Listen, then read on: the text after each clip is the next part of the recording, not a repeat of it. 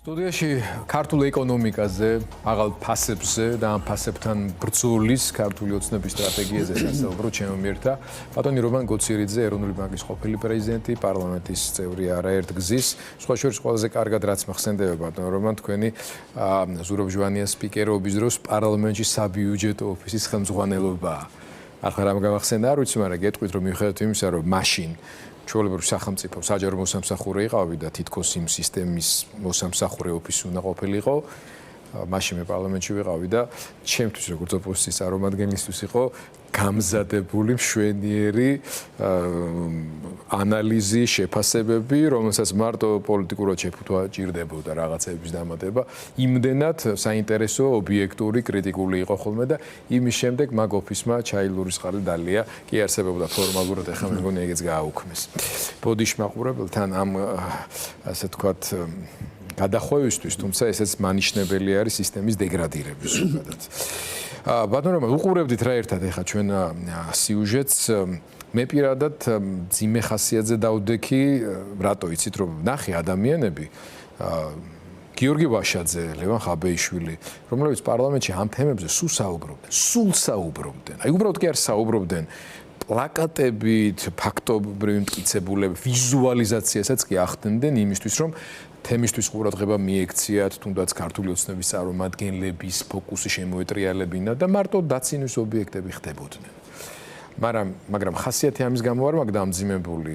უბრალოდ იმის წარმოდგენაც კი, რომ აი გიორგი ვაშაძე ციხეშია.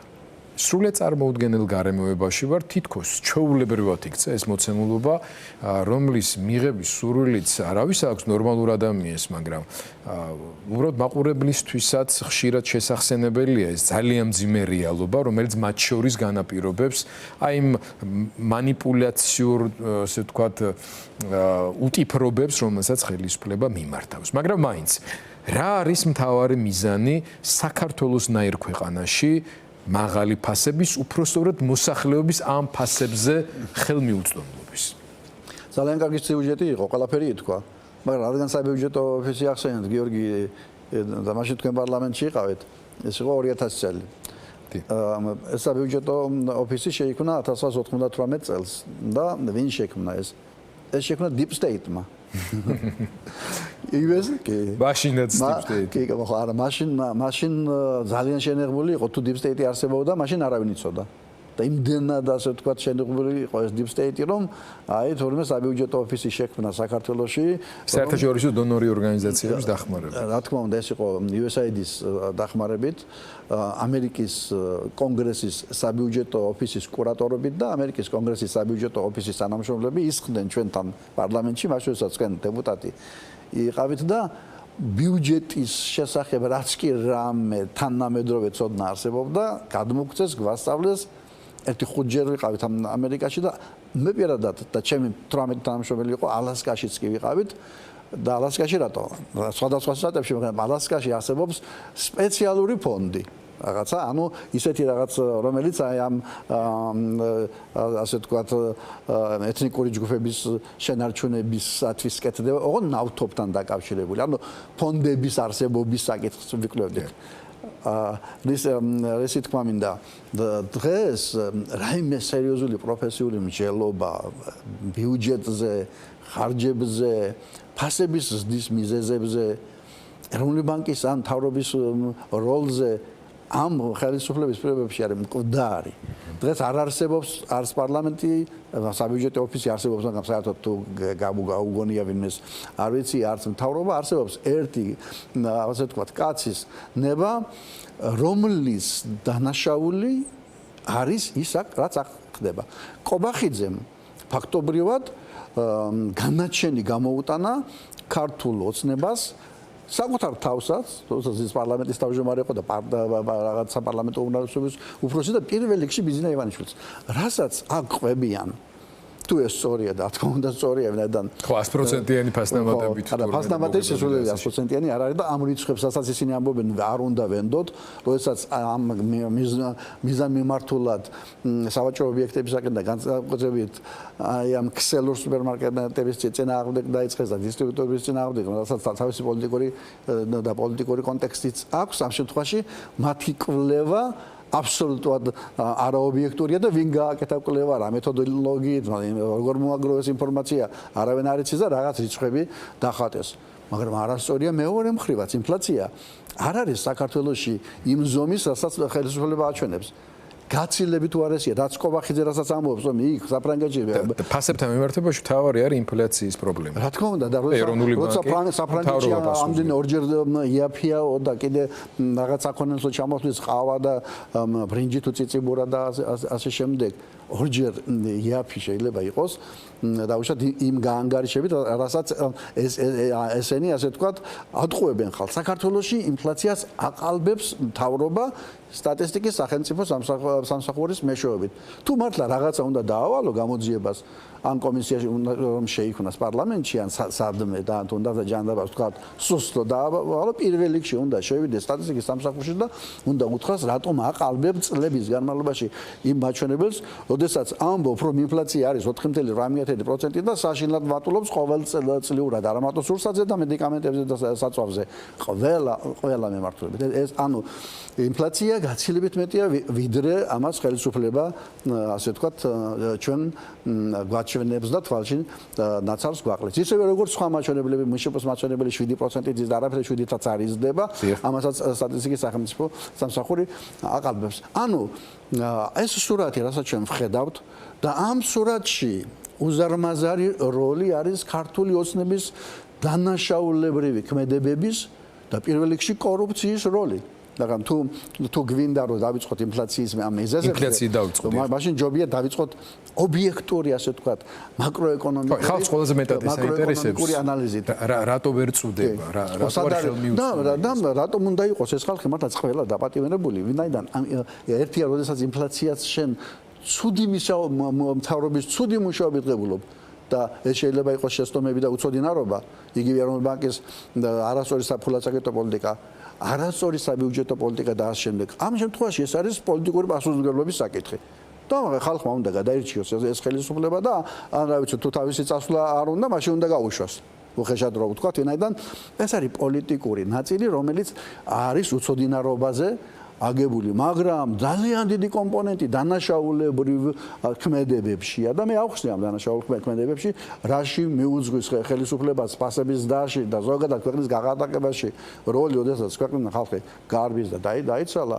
აქ უკვე დანაშაულებრივი, ასე ვთქვათ, ფაქტებიცაა, რომელსაც შიდა პოლიტიკური ბრძოლის გამო თავად ამჟღავნებენ და ეს ანტიკორუფციული, ასე ვთქვათ, მოძრაობით ივანიშვილი ამხელს თავისი სისტემის აბსოლუტურ დეგრადირებას და დანაშაულებრივი სისტემის შექმნას. აბა პრემიერს რომ იჭერდა, დაჭერილი აბა რა არის ახლა, იმიტომ რომ ლელვაშვილი თუ დაიჭირეს, ახლა იმასაც ჩასვამენ ალბათ.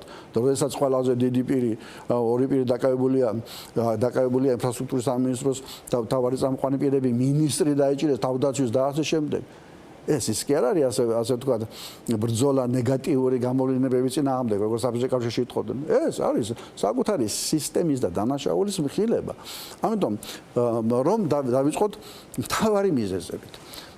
ინფლაცია ყველგან, ყველა ქვეყანაში ეს არის მონეტარული მოვლენა. ეს არის თოსანი ფრაზა მილტონ ფრიდმანისა, რომელმაც მთლიანად შეცვალა მონეტარისტულმა, ასე ვთქვათ, ამ თეორიამ ძველი პარადიგმა, რომელსაც კეინსიანური მიდგომა ერქვა და დღეს გაბატონებული როგორი კეინსიანური, ასე ვთქვათ, პარადიგმა მონეტარიზმია, როგორადაც არ უნდა, ასე ვთქვათ, უწოდოთ ვიღაცას კეინსიანელი, რომელსაც ბიუჯეტიდან ბევრი ფულის ხარჯვა უყვარს, მაგრამ მთელი ევროკავშირი შეიქმნა მონეტარისტულ თეორიაზე, ვინაიდან მაასტრიხტის კრიტერიუმის შეზღუდვები ყველაფერი ამ სისტემაშია. ბიუჯეტის დეფიციტი, როგორაც არ უნდა ვთქვათ, რომ აი ბერძნები უკიდურესად მემარცხენე პოლიტიკას ეწევიან და ასე შემდეგ ნებისმიერ მსგავს მემარცხენე, თუნდაც სკანდინავია ვიღოთ, ყოველ მემარცხენე, ასე ვთქვათ, მთავრობების მთავარი იდეოლოგიური პოსტულატი არის ფასების სტაბილურობა, დაბალი საპროცენტო განაკვეთები, გადასახადების ასე ვთქვათ დაბალი წილი მშპ-სთან მიმართებაში და რაც მთავარია ბიუჯეტის დეფიციტის კონტროლი. არ არსებობს ქვეყანა, სადაც არ არსებობდეს ბიუჯეტის ცნება და არ არსებობს მთავრობა, სადაც ბიუჯეტის დეფიციტის ზოგჯერ საკანონმდებლო შეზღუდვა არ იყოს დაწესებული, როგორც საქართველოში. ჩვენთან კონსტიტუციურად არის აკრძალული ბიუჯეტის დეფიციტი, ვინაიდან ეს აქტი, რომელიც კონსტიტუციაში კი არის შეტანილი დროებით, ზღუდავს ბიუჯეტის დეფიციტს. რაღაც მაჩვენებელზე უფრო მაღლა. თქვენ უფრო მაკროეკონომიკურ პარამეტრებსა და მიზეზებზე საუბრობთ. ამით მიგვანიშნებთ იმაზე, რომ ამ მაღალი ფასების მთავარი მიზეზები მაინც უფრო ეს არის. მაგრამ მთავარი მიზეზი არის მთავრობის და ეროვნული ბანკის არასწორი პოლიტიკა. ჯერ მოდი არასწორი პოლიტიკა და შეცდომებზე ვთქვა. ეროვნული ბანკის ცუდი ფულად საკრედიტო პოლიტიკა, ეროვნული ბანკის ეგრეთ წოდებული იაფი ფულის პოლიტიკა, ეროვნული ბანკი აყრის და აყრის ფულს კომერციულ ბანკებს ყოველ კვირაში ერთხელ 4 მილიარდს და ასევე სხვა ისეთი მარეგულირებელი მექანიზმებით, რომ საქართველოს კომერციული ბანკებმა 11 თვეში 2.8 მილიარდი ლარის მოგება მიიღეს, არ ნახველი მოგება 1 მილიარდი დოლარი. უფრო მეტი ვიდრე ბალტიის ქვეყნების სამივე ქვეყნის ყველა ბანკმა ერთად აღებული. ამ იაფი ფულის პოლიტიკა ასევე აფინანსებს ირიბად ბიუჯეტს, ეს ინფლაციური დაფინანსება ეროვნული ბანკის მხრიდან, ეროვნული ბანკი ყიდულობს ჩუმად მთავრობის ფასიან ქაღალდებს. ანუ ეს არის საქართველოს კანონით ფასების კონტროლის მთავარი მექანიზმი და პასუხისმგებელი არის ეროვნული ბანკი. ეროვნული ბანკის კანონში წერია, რომ მისი მთავარი ამოცანა არის ფასების სტაბილურობა. დანარჩენი რა უნდა აკეთოს ეროვნული ბანკმა? ბევრი რაღაცა თავშად საკასობა, ფულის მოძრაობა, ფულის ბეჭდვა. მოდი ამაზე ნუღარ. და ვალუტის სტაბილურობა არ არის ეროვნული ბანკის საკანონმდებლო მოთხოვნა. მაგრამ როდესაც შენ იმპორტ დამოკიდებული ქვეყანა ხარ, თუ ვალუტა სტაბილური არ იქნება, იმპორტი გაგიძვირდება. მისი მოთხოვნაა ფასების სტაბილურობა. ანუ ინფლაცია არის ეროვნული ბანკის ბრალი. ბატონო, რადგან ჩვენ დიდწილად იმპორტ დამოკიდებული ქვეყანა ვართ? დიდწილად იმპორტ დამოკიდებული ქვეყანა ვართ. პრეტენზიების წაყენება სადისტრიბუციო კომპანიებზე ან დიდ ქსელურ სუპერმარკეტებსა და მაღაზიებს. რამდენად სწორი სამიზნე არის ობიექტურად რო ვისაუბროთ, იმიტომ თქვენ თავად ახსენეთ შესავალ კომენტარში, რომ პოლიტიკური კონტექსტიც აქვს ამას. საგამოძიებო კომისია, რომელიც დაანონსეს, ჯერ ერთი სუსის შემოყვანა ამ მოედანზე თავისთავად საბჭოური ანაქრონიზმი და ყველა ზუბეხესის გაახსენდა, მაგრამ ასევე გაგვახსენდა წულუკიანის კომისია, სადაც ნაციონალური მოძრაობის დანაშაულების გამოძიება მამუკა ხაზარაძის და ბადრი ჯაფარიძის დავარებით დაიწყეს. და ახლაც მამუკა ხაზარაძის გვარი უკვე ფიგურირებს როგორც კობახიძის, ასევე სხვა მათი დანარჩენი სხვა ასე ვთქვათ რიგით პროპაგანდისტების განცხადებები. შემთხვევით ეს არ ხდება ეს ყველაფერი. აი პოლიტიკური კონტექსტი როგორია აქვს ამ პროცესში? ყველაზე მოწყვეტ სფეროს დაარტყეს და ისეთ სფეროს, რომელიც არაპოპულარულია მოსახლეობაში. მოსახლეობას ვინ ზულს? ზულს სავაჭრო ქსელი, სადაც მიდის და ხედავს, რომ საქონელი იზრდება, ყველაზე მეტად ზულს ათმოდა ბანკები. და აფთიაქები მე ეს ჯანდაცვის სისტემას რაც უშუალო შეხება აქვს. ამიტომ ამ შემთხვევაში ეშმაკურად არის გაკეთებული აფთიაქში წამლების ფასები და ასე შემდეგ. და მემხრობა ასე ვთქვათ, აი ამ თავიანთი შიდა პოლიტიკური კვლევაში ნახეს, რომ მათ შორის მათ მხარდამჭერებში უკმაყოფილების ერთ-ერთი მთავარი და წამყვანი პრობლემა არის მაღალი ფასები. მოდი ფასებს ვერაფერ შველით და უკმაყოფილება გადავა მისამართოთ ან გავუზიაროთ ბჭყალებში თავრობიდან სხვა ამ ჩვენს ოპონენტებზე, სხვა მოთამაშეებზე, ამით მაინც ვნახოთ რამე სარგებელი. და სადაც არასნობიერად ხარდაჭერებს, ასე ვთქვათ, შეიძლება მოეზიდათ იმ სფეროებს კიდევ დაარტყამენ უფრო. ვინ არის ეს? ეს არის საწვავი, ეს არის სურსათი, მედიკამენტები, ძირითადად ეს სამი დიდი სფერო, ახლა იმათაც მიადგებიან და ბანკები კიდე ცალკე თემა, იმათაც მიადგებიან, ყველას მიადგებიან, მაგრამ აგერ მე საწვავის სფეროსაც დაუბრუნდებიან.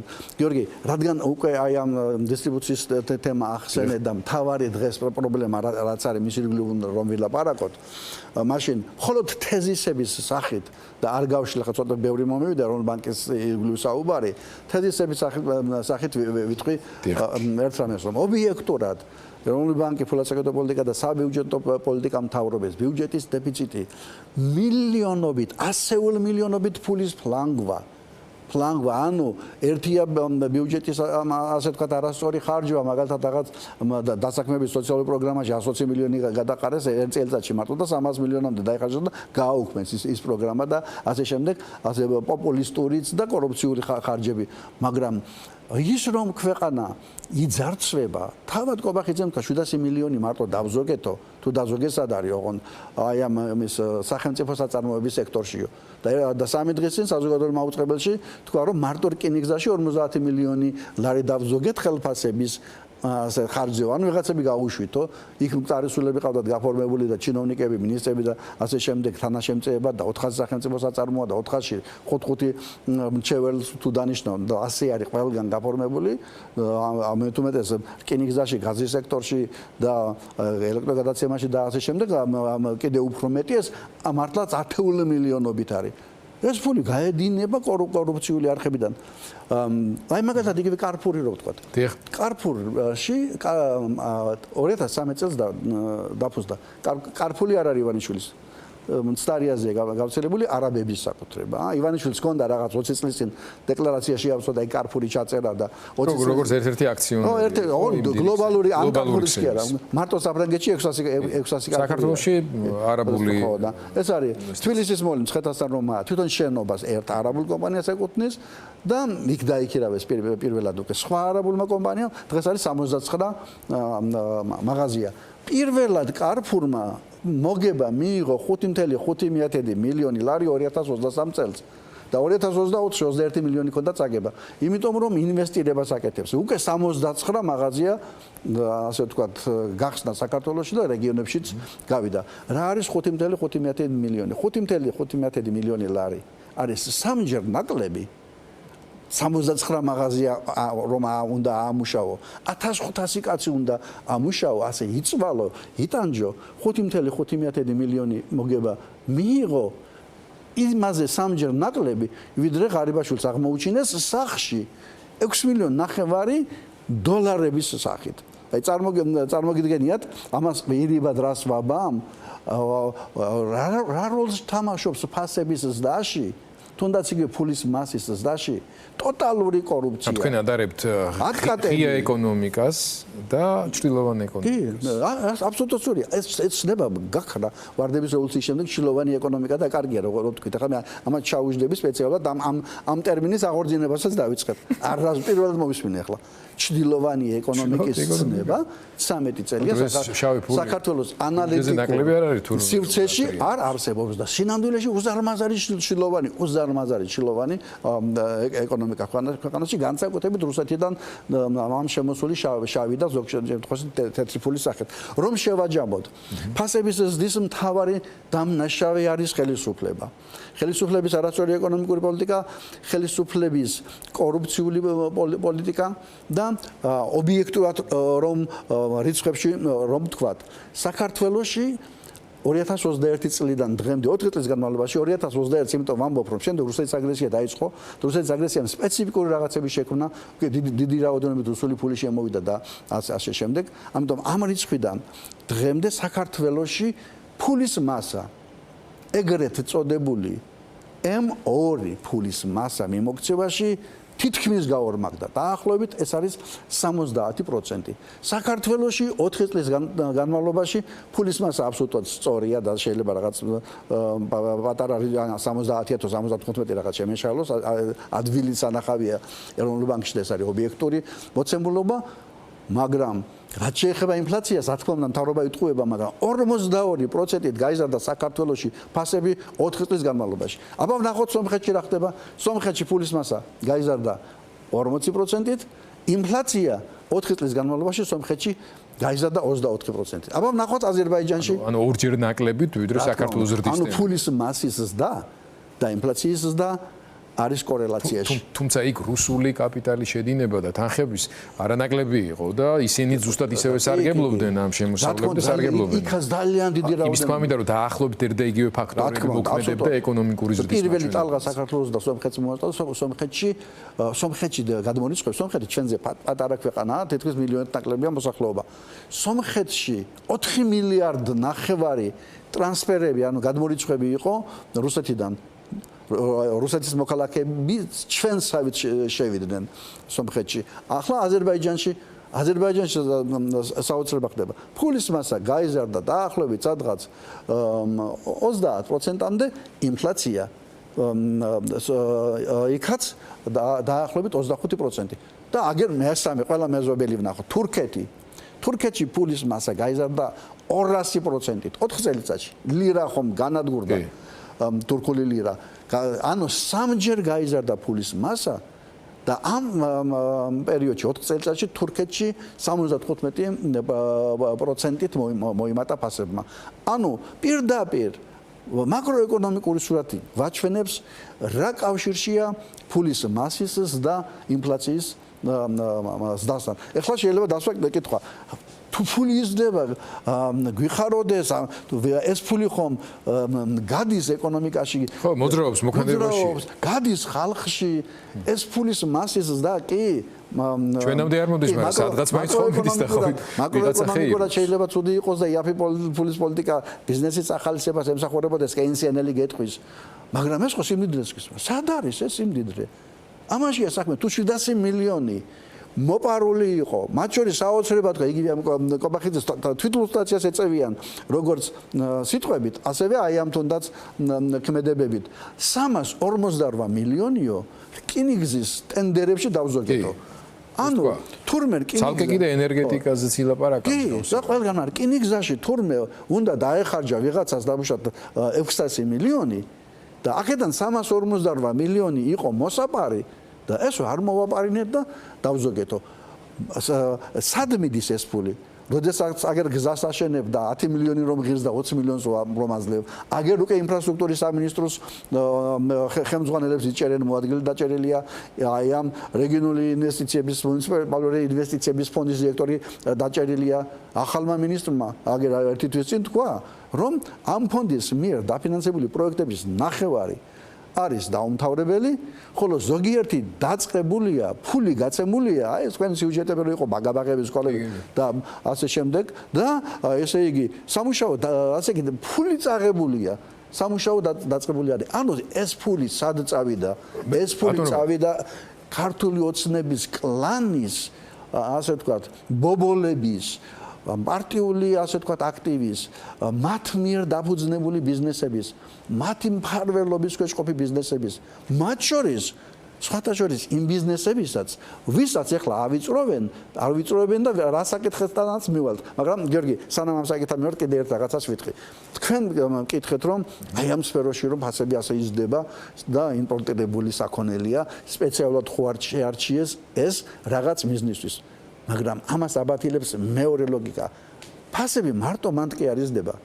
ფასები ჯანდაცვაში გაიზარდა ოცნების მოსვლიდან ოღონ ისე ვამბობ ოფიციალური ცურუ სტატისტიკით 110%-ით. ჯანდაცვაში, მედიკამენტებში საქართველოში დეგეგი არ არის. ვიღაცულები ამბობენ და არ მინდა ახლა მათ შორის ოპოზიციიდანო თორმე ეს დეგეგეს ბრალიაო. გაიზარდა განათლებაში 100%-ით ხარჯები, სადაც განათლებაში დეგეგე 18% არ არის. გაიზარდა სამშენებლოში 3-ჯერ და გაიზარდა თუნდაც ცემენტის ფასი რატო გაიზარდა? ჰაიდელბერგი და მისი ისტორია მეპატრონეები. ცემენტი 100%-ით ეკუთვნის ბიზინა ივანიშვილს და რუხაძეს. ცემენტი აგრძალეს ირანული და თურქული ცემენტის შემოტანა. მეტალურგიული ეკუთვნის რუხაძეს. აგრძალეს არმატურის შემოტანა. ვითომ სამამულო პროდუქციის ასე ვთქვათ წახალისების მიზნით მე გააგდეს ჰაიდელბერგი მთელი ცემენტის სისტემა ხელში ჩაიგდეს ეს წარმოება არ ყოფნის უკვე საქართველოს სამშენებლო სექტორს და დაუშვეს თურქული და ირანული საქონელი ოღონ დაადეს ბაჟი 400 ლარი ტონაზე საზღვარზე ანუ იაფ პროდუქციას არ უშვებენ იმის გამო რომ მაღალი ფასები შეინარჩუნონ. ანუ არ არსებობს საქართველოში სფერო, სადაც ფასები თითქმის არ გაორმაგებული იყოს ქართული ოცნების მმართველობის პერიოდში. ამიტომ შერჩევითად აი ამ დამიზნებას ჰქონდა თავისი მიზანი და დავამთავრებ ამით. ამ სეგმენტშიაც ქართული ოცნების ხალხია და ახლა მის დაცვა მიწევს ორი ნაბიჯის ასე ვთქვათ ბექაურის რომელიც არის ამ ტელევიზიების თქვენი მატერიალები და გაჯარიმებენ ყოველთვის. ჩვენ ობიექტური სურათი გვინდა ხალხმა იცოდეს ამ შემთხვევაში. დისტრიბუციაში მათთან დაკავშირებული ხალხია. ნავთობის იმპორტის მთლიანად ქართულ ოცნების ან ქართულ ოცნებასთან დაკავშირებული ხალხია. მთელი სამშენებლო ბიზნესის ელიტა ქართული ოცნება სამედიცინო სფეროში თუ მონოპოლია, ძირითადად კი არა, აბსოლუტურად ქართული ოცნება, თუ არ შევთით PSP, სადაც ოპოზიციად განწყობილი მეპატრონე ყავს და იგივე ჯანდაცვის ასე ვთქვათ ობიექტებში. ანუ თუ ყველგან ქართული ოცნება არის მეპატრონეები, ბიზნესის მმართველები ან პოლიტიკური გავლენის ქვეშ მყოფი, გამოდის რომ ბიზნესი არის ქართული ოცნების კლანური კონტროლის ქვეშ, რომელიც აღჭობს არ იძლევა ასე ვთქვათ კონკურენტული გარემო შექმნას. დრო სამწუხაროდ ამდენი არ გვაქვს და ამიტომ მაინც მინდა გკითხოთ პოლიტიკურ კონტექსტზე პრინციპში უკვე ისაუბრეთ. მაგრამ არის კიდევ ერთი საინტერესო და მნიშვნელოვანი მოვლენა, რომელზეც მინდა რომ კომენტარი გააკეთოთ, უკავშირდება აზერბაიჯანიდან სომხეთში თურქების გადაზიდვას იმ სკანდალს, რომელიც აზერბაიჯანული მედიის მეშვეობით აგორდა, რომელსაც მოყვა რეაქციები ოფიციალური პირების მხრიდან, შემდეგ უკვე საქართველოს მხრიდან უფასოდ თურქეთის გატარების პრეცედენტი და ახლა გავიგეთ აზერბაიჯანის პრემიერ-მინისტრის მხრიდან, რომ ეს პრობლემა მოგვარდა. ამაზე რა შეგიძლიათ გითხრათ? ამის პოლიტიკური შედარება არის ის, რომ ისე დაუსუსურდა საქართველოს ხელისუფლება, ეს ოცნების ხელისუფლება, დაკარგა მეგობრები, დაკარგა საერთაშორისო პარტნიორები, არის სრულ იზოლაციაში. იმუნიტეტ დაკარგულ ადამიანს აი პატარა გაცივება რომ ჩააგდებს საწოლში და შეიძლება მოკლას კიდევაც. ანუ იმდენად სუსტია, რომ უკვე თავში ურტყამს ყველა, ვისაც მოუნდება. ერთმა კინკილა ჭეკლასის აზერბაიჯანულმა ვითომ კერძო გამოცემამ დაწერა ერთი სტატია, სააშინელი, ასე ვთქვათ, პროვოკაციული სტატია, რა თქმა უნდა, აზერბაიჯანში დამოუკიდებელი მედია არ არსებობს და აზერბაიჯანის ხელისუფლების, თუ შეიძლება ასე ვთქვათ, წაკესებით, ყველაფერი ტყუილი იყო.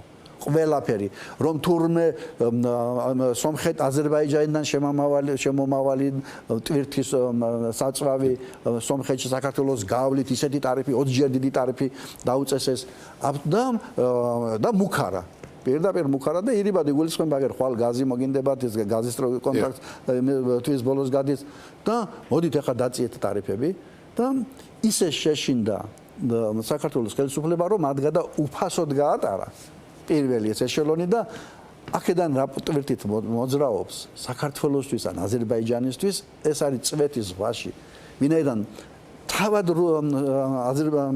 სომხეთის რკინიგზა ოღონდ უნდა ვიცოდეთ პრეტენზია ნუ იფუთება სომხეთის სახელმწიფო სახელით რუსეთის რკინიგზა გვესაუბრება მაღალ ტარიფებზე სომხეთის რკინიგზა არ აქვს საკუთარი სომხეთის რკინიგზა ეკუთვნის რუსეთს და ზოგადად სომხეთის რკინიგზაზე ყველა ტვირთი, მათ შორის ბათუმიდან, ფოთიდან რაც მიდის, ან ზითად ჩვენი ტვირთები შედის და შიდა ტვირთები ცოტა თუ შეიძლება ასე ვთქვათ.